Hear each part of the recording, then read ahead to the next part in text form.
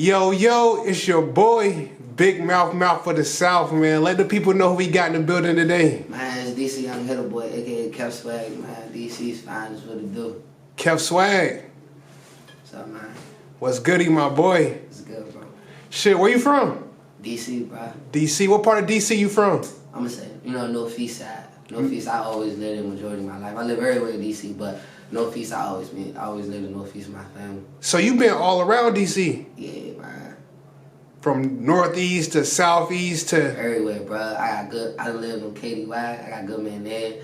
I live in Trinidad, shout out them too. They show me love. My aunt live in 37, shout out Aunt K. Oh, 37, that's where Glizzy from, right? Yeah, that's where he from. Yeah. So look though, being that you've been on every side of DC from hood to hood, like, which hood would you feel like is the wildest? I don't know. I ain't trying to get no clout to certain because I got the whole streets rocking with me. So I feel like the whole DC wild shit, which it really is, if you know about DC, the whole Northeast niggas wild, Southeast niggas wild, Northwest niggas wild, Southwest niggas wild, the whole DC wild. So you saying right now on Big Mouth Media that the streets of DC is behind you? Yeah, of course. Hell yeah. I ain't beefing with nobody. I'm getting love from the whole city. I ain't beefing with nobody. Everybody fucking with me from every hood. Yeah, so why you feel like people really rocking with you though? Like, why they supporting you? I feel like because everything I'm saying and everything I stand on is, really thorough. Like, I'm not just a nigga that's really, trying to be cool or trying to do certain shit so I can get some clout. Like, I'm just speaking my life. Like, I just lost my father 2 years ago, and I just lost my brother 6 days before my birthday this past April. I speak about that. I speak about, like, all my OGs. I got real live. I only got one nigga that's from high school that really I embraced to really hang around me. I got endless young niggas that's my mans, but only one of him, like, really can, like, chill with me, you know what I mean? Because I hang around all older people. It been like that. My older brother, which is my manager, shout out K Jug, that's my boy.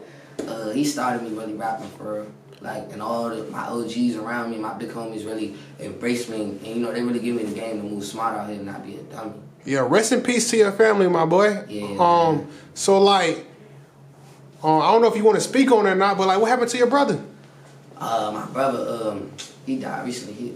He had like a brain illness, you know what I'm saying? He had like a brain illness, so that shit was out of our control, you know what I mean? Like, cause me and my brothers, I got 6 brothers. We like all like this. Like, yeah, you got 6 real brothers? 6 real brothers, bro, blood. Oh, okay.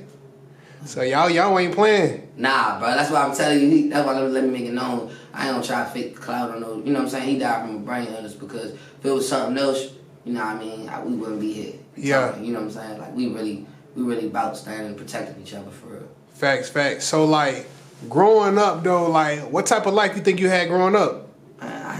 I had a fucked up life, you know what I'm saying? I ain't even trying to... A fucked up life? That's kind of fucked up to say, though, to say you had a fucked up life. I mean, I'm changing around because of God, he blessed me to be a strong soldier to make it through a lot of stuff I made it through. Like, my mother, she walked out on us when I was like 4 years old, my real mother. So your mother just left? Yeah, she left. She just like hit like the biggest lick on my father for like, my dad was getting money. My dad was really getting money. I ain't gonna, speak about what he doing, but my dad was really getting money. And it came to a time like in my childhood, like we'd be good. Cause I ain't gonna lie, we was living good for a second, and then we'd be right in the trap the next second. Like my shit was like a roller coaster whole growing up. So I really know how I feel to be getting money, but then it got to a point where it's like we just got terrible. Like we got terrible when she left. And, I was 4, I'm 20 now. Yes. I've been living like, you know what I'm saying? So, but like, what was the reason why she left though? I mean, it's like, it's 2 sides to every story, but, I love my father, so it's just like, she's money hungry for real. My dad, he's getting money, she young, she was bad, she made the ultimate move, whatever like that. Everybody's intentions is different. My father like a really good dude. At the end of the day, how treacherous he is. Cause my dad, he from VA in Charlottesville, he's a Black Panther. You know what I mean? So he did like a lot of stuff. His name really ringing bells out there for real. But I'm from DC though. Yeah. I live in DC. He moved down here, started a family. So look though, did you ever get to have a conversation though with your mother for the reason like why she left? I mean, I could have it now because recently when my father died, I thought this was some fake ass shit. She tried to come back and get my little brother because he was under 18 at the time. So even though my older brother, that's my manager, really like, stepped in and raised us to be like some real young bulls, he she tried to take that advantage to like, okay, let me try to come back in their life. I'm like, you know, we grown. You just missed the time we needed you. That's how I took it. Damn, that's crazy though, cause like you said, your father passed away, and he was the man that really kind of raised you besides your brothers, and for your mom to really, you know what I'm saying, step off like that, it's like, dang, like who do you count on now though besides your brothers? Like who do you go to for like that kind of like that love though, that support? I mean, my whole family support me and love me, you know, from all areas, but for real, bro, like my brothers, bro, like it ain't nobody else. It's either my brothers or I'm dealing with shit myself. Like it's really like my brothers. I ain't trying to not get nobody to shout out, but when we was going through, especially like my older brother, that's my manager, K Jug. Like he really put in work out here to make us, you know, he started me where I'm at. So I'm always pay my dues like a real nigga. I ain't gonna sit and be like, oh, I did all this, you know, to make like everything I did, you know, was because I was smart enough to do it because of him. He put me on game early. Yeah. So like Swag though, is that like a group or is it like what's going on with it? Man, it's some real, you know, it's some real, we moving like death row type shit. Like, yeah, some real shit. Like, how Meek got his DC Dream Chaser, like, that's my shit. Like, we Swag Mob, SMG, you know what I mean? SMG stand for Swag Mob Gangsters. You know, we real thorough. We ain't doing nothing for the clout. We just some real niggas trying to get money. It's a lot of y'all? Yeah, I mean, it's a lot of us. But, you know, Front Street is me. You know, I started and with my brother. You know, me and him started, we CEOs of it. And our OGs and, you know, our hitters and everything behind it, they supported 100%. Yeah. So, like, how you get on this whole rapping tip, though? Like when you start rapping? Man, I always been rapping, like, since I, like, hey, man, I would do freestyle when I was little. My older brother was a lanez, like, Keph rap. You know, I put words together, but when I turned 14, I think I said, like, a little verse to my brother, that's my manager now, and he was like, oh, bro, like, you dope for real. He was like, take that shit serious, and I was like, what you saying? He was like, bruh, I, you know, try to get my money up and I put it behind you, we can get this shit rocking. I was like, for real? I came to him, I started writing shit, and I said something to him again, and he was like, all right, we rocking. If you want to rock with this, bruh, this what you want to do, I'm behind you 100. I was like, that's what I want to do, and I'm here. Yeah. Like, I seen you, though, like, I seen a video, I think, on Instagram or whatever, like, you be rapping in front of a lot of, like, rappers. Yeah, bro, I done rap in front of Tory Lanez twice. I met him twice, bro. I got his information twice, but, you know, it's a lot of fuck shit behind the scenes, but shout out to bro, because he showed me love when I met him. I done rap to Young Thug and Duke. They showed me love, too. Shout out to them, too. You know what I'm saying? I done met Meek. I almost had a chance with Meek, but I don't know if he remember this shit, but he was at the Break the Internet Fest in D.C. He had Glizzy with him, too. And my brother, shout out Mojo Shoots, he shoot all my videos. That's one of my brothers, too. It's like we a real family.